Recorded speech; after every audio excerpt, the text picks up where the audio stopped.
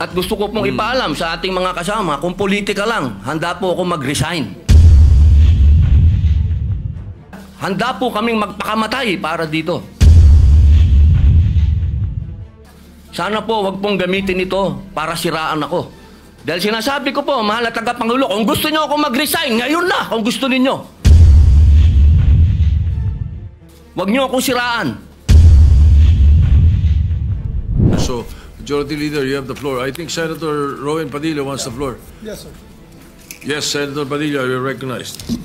Maraming salamat po, Ginoong Pangulo. Nais ko lamang pong kunin ang pagkakataon nito bilang parlamentaryong pagsisiyasat po. Sana ganap po di ito sapagkat, Ginoong Pangulo, ako po'y naguguluhan. Sapagkat dito pong nakaraang Huwebes, meron pong naglabas na isang journalist ito, isang istasyon, na sinasabi na ako daw po ay nagngat-ngat dito sa loob ng Senado. Ito po ay ano po yung middle finger po. Habang tayo daw po ay nagsasagawa ng lupang hinirang, nagpa-flag ceremony, ako daw po ay nagngat-ngat. At ito po ay naging malaking issue.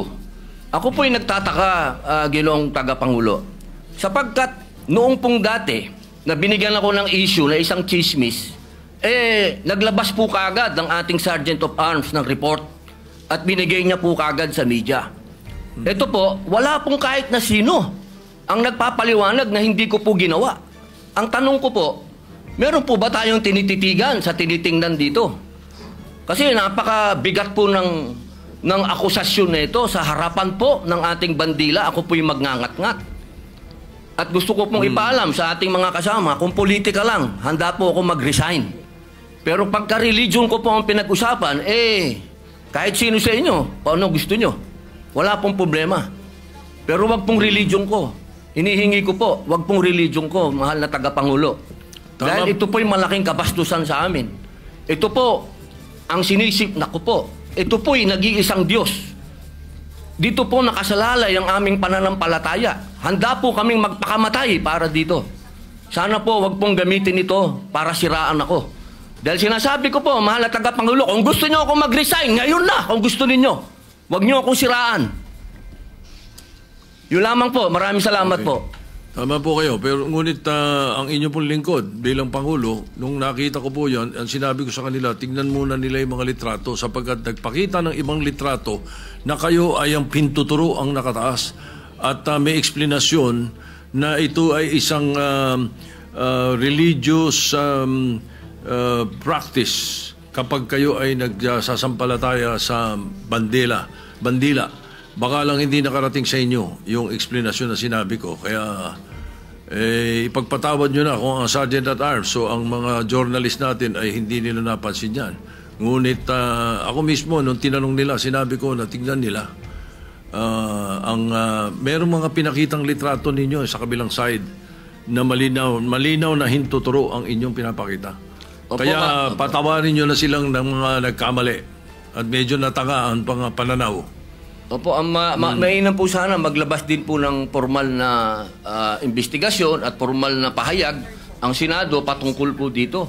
Kasi, Ginoong Pangulo, yung lumabas pong mga, meron pang parang dinoktor pa Meron pong, malabo yung isang litrato Meron pong nilabas sa apology ang Rappler sa inyo. Opo. Na ito ay mali ang pagkakasabi nila na kayo ay merong ginawang tawag niyo po, ingat-ngat.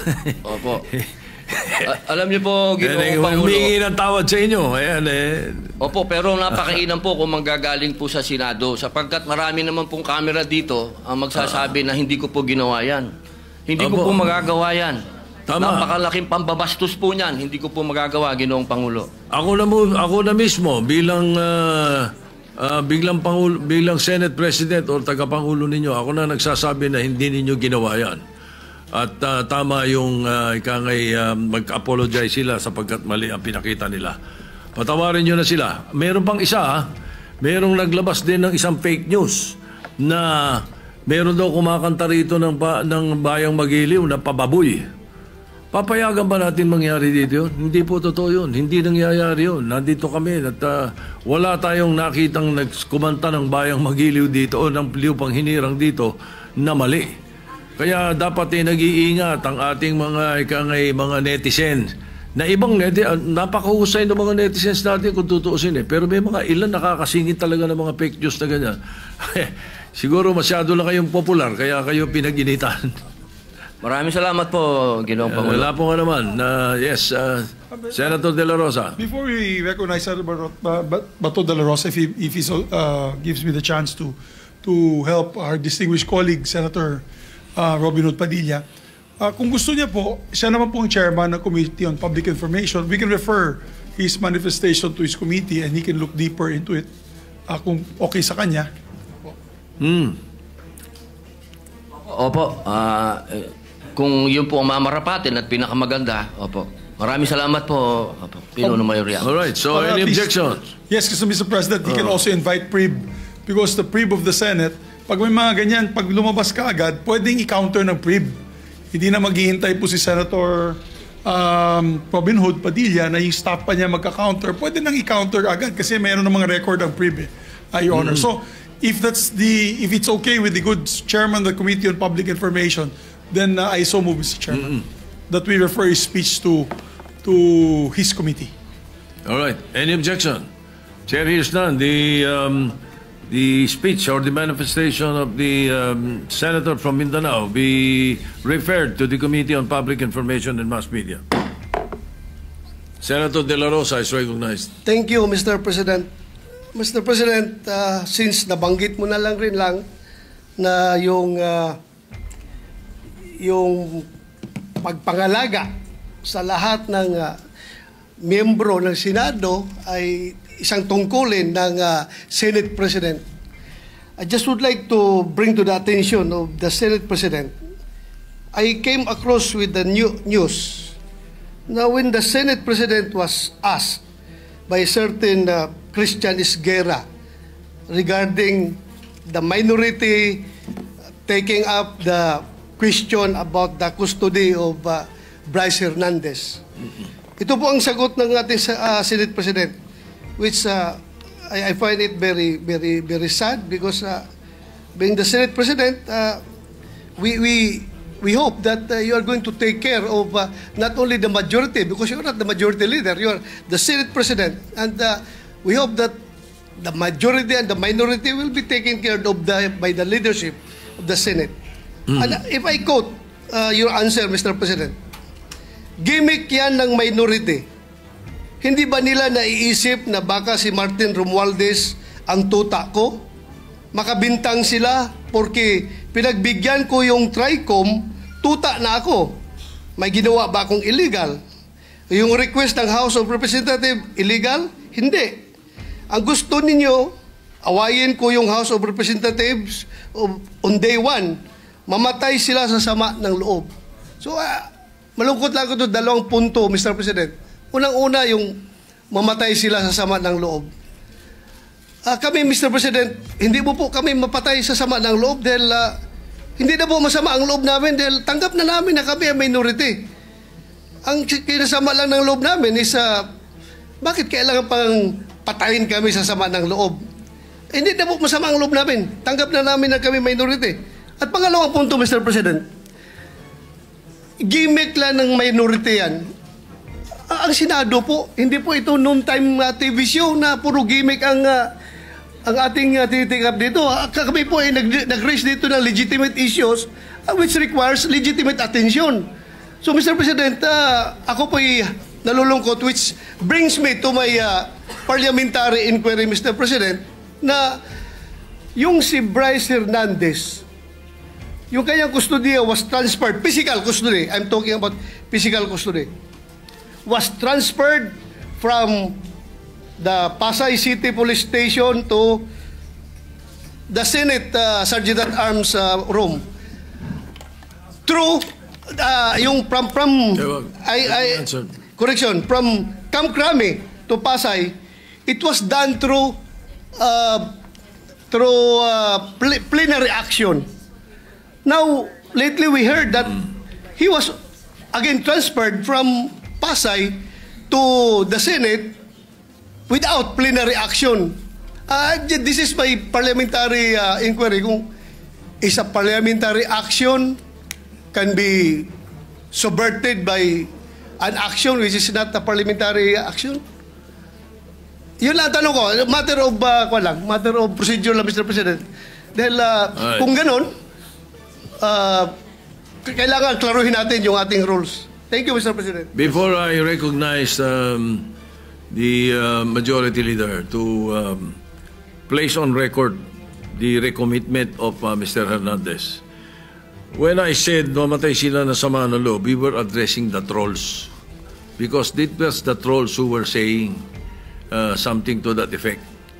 Na misunderstood nila completely. No? I'm not supposed to do this. I'm not supposed to answer you here in the rostrum, but I cannot help but do that because you took the floor and parang sinisita mo yung Senate President, which is very unparliamentary.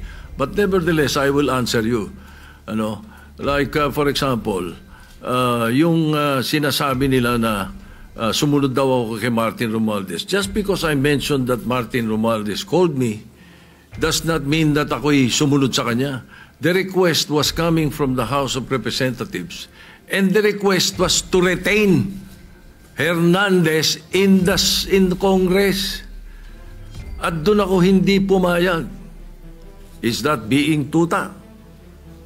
So you cannot help but also think na sasama ang loob ko pag binibintangan ako ng salita. Hindi po ba? So ayun, anyway, mabuti na yung masagot natin yan. At sinasabi ko sa kanila, yung mga trolls, yung mga sinasagot namin. Ngayon, to answer the issue of Mr. Hernandez, the majority leader may read the recommendation or the recommitment of Mr. Hernandez to the Senate custody. Yes, Mr. President. Mr. President, with the permission of the body, we made a study on the action that transpired the last 2 days on the recommitment of Vice Hernandez dito po sa atin sa Senado. To put on record, this is how it transpired. Last week, it was requested by, of course, the House of Representatives that we detain him in the House of Representatives. Hindi po kayo pumayag. Ang sabi nyo, kung ganun po ang gusto ni Hernandez kasi ayaw nyo pong bumalik dito, ang sinabi mo, hindi pwede. Dapat neutral and safe area dun po sa PNP Custodial Center. So nagkaroon po tayo ng debate dito dahil it was our distinguished colleague, Senator Marcoleta, who raised the issue that why was he put in the PNP Custodial area and not to the Senate Detention Facility, which was seconded by many of the members of the minority. A debate ensued. After the debate, I asked for a minute suspension and we all suggested na sa Pasay City Jail na lang po dahil malapit po sa Senado. Pero let's not forget the fact that originally, the position of the minority was to bring him back to the Pasay City Detention. It was only I who made the recommendation during the break that we keep it in Pasay City Jail because I approached the minority and you all agreed to my recommendation. And then after we started the session once more, the motion was done by the minority, graciously done by the minority, to move him instead to the Pasay City Jail. But upon consultation of the chairperson of the Blue Ribbon Committee, Senator Lacson, the Senate President granted the request as the chairperson of the Blue Ribbon Committee requested that he be brought back to the Senate, which was really, yun talaga ang posisyon ng gusto ng ating minority at the time, para wala ng gulo, pumayag po kayo na dito na lang sa Senado. At may request na rin po, for the record, may sulat po si Bryce Hernandez, ang mga abogado niya, na ibalik siya dito, at yan po ay confirmed sa kanilang hearing this morning for his writ of amparo before the Pasay City Regional Trial Court. Sinabi po ay doon na lang po ako sa Senado ilagay. So, the Senate President acted on the request na gusto ibalik na lang po dito. Tayo naman po ang may kustodiyan niya sa kanya. At as a matter of fact, while watching the press con of our distinguished colleague Senator Marcoleta, nung tinanong sa kanya And sinagot po ni Senator Marcoleta ay tama naman po yan. Dapat talaga dito siya sa Senado. Kasi tayo po ang may kustudiya. Sinabi po ng ating mahal na senador yun. So we also pursuant to Article 6, Section 6 of the Rules of the Blue Ribbon Committee, which states, a witness cited in contempt may be ordered to be detained in such a place, be designated by the committee or concurrence of the Senate President by either detention order or commitment order. And under that commitment order, wherein the witness cited contempt refuses to produce documents required of him and her, or to be sworn or to testify, or maliciously evades or misleads the committee, or otherwise purge himself or herself of that contempt, may be ordered to be committed to any jail or prison facility upon recommendation of the committee through the chairman or the concurrence of the Senate President. So in this case po, the chairman had requested that he be brought back to the Senate for detention. It's not a violation of any rule, Mr. Chairman. Mr. President. Thank you.